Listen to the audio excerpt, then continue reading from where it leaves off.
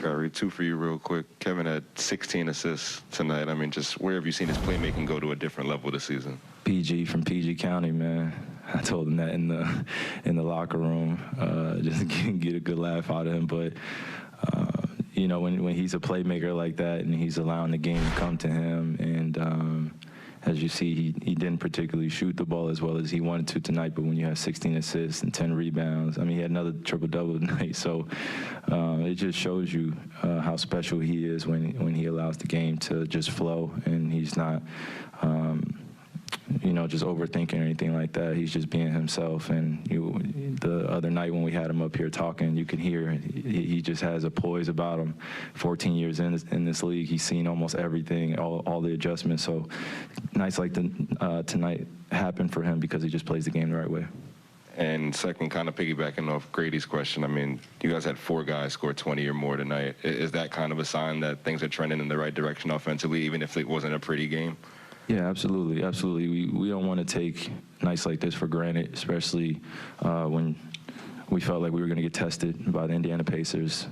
They've had some tough games as of late against the top teams in the Eastern Conference, been back and forth. I was watching some film on them before I came in here today and yesterday. So, you know, we just were well prepared. And, again, we just have to carry on those lessons that we learned for the last few games of just putting a full 48-minute game together where things are not going to go perfect, but we're able to control those, you know, 5-minute spurts where we're not scoring on the offensive end, and defensively we're just in the right spots. Kyrie, you talked about the ups and downs you've gone through this year. I mean, do you think that makes you guys a stronger team, or it does something for you heading into the playoffs that you've been able to weather that together? Yeah, I think it has forced us to grow closer very quickly, and really focusing on what's going on in the locker room and what we want to accomplish, right? You know, we could preach championship every single day. We know that's the goal for being an NBA player when you're in the season, is to really finish out the season with being the #1 team, you know, last team standing. So we could preach that every single day, but again, I don't want to take these days for granted where we really get to know one another in uncomfortable situations. You know, so that starts in film, that starts in preparation, it starts in the way you understand your teammates' nuances, the way they like to prepare, and just finding a balance. You know, we have to bridge a lot of gaps here, you know, in a short amount of time. You know, guys have seen so many different systems, and, you know, we all go back home and probably think some different things. So when we come into the locker room, we really just got to be on the same page. And I think that we've really done that as a team, and we just have to continue to do that. Kyrie, you guys got Cleveland on Tuesday now. Since you just saw them, what are your thoughts going into that? Let's get it on. This is a special time of the year.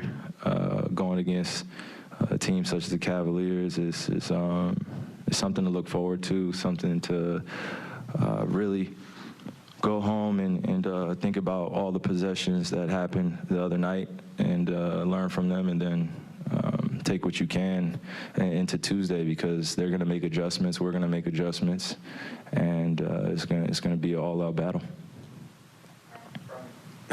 Kyrie, you didn't get the postseason you would have wanted last year.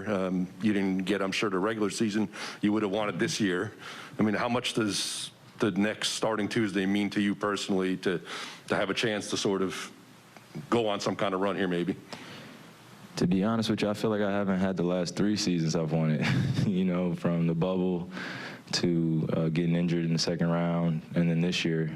You know, for me, being 27 years old and now being 30, or 27 at that time, now being 30, I feel like, you know, the last 3 seasons for me, I've only had glimpses of, you know, kind of my own expectations and where I wanted to land. You know, last year felt like I took leaps and bounds offensively and defensively, and then this year I wanted to continue on with that, some carryover. So as I get ready for Tuesday, I'm glad that I get a day or a few hours to reflect and think about what has transpired in this journey. Very appreciative and grateful. I don't want to take anything for granted. I don't want to say I have any regrets, and let the past be where it's at. Move forward with a clean focus, and move together with some guys that really enjoy playing the game of basketball and just live with the results on Tuesday. But we're going to come out ready to play.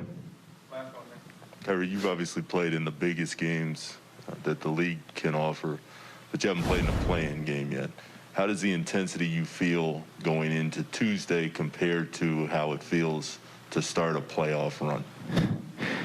Well, number one, I think this is, I think somebody's in the back room, hip hip hooray, whoever created the play-in tournament. Because last year you get Steph and LeBron.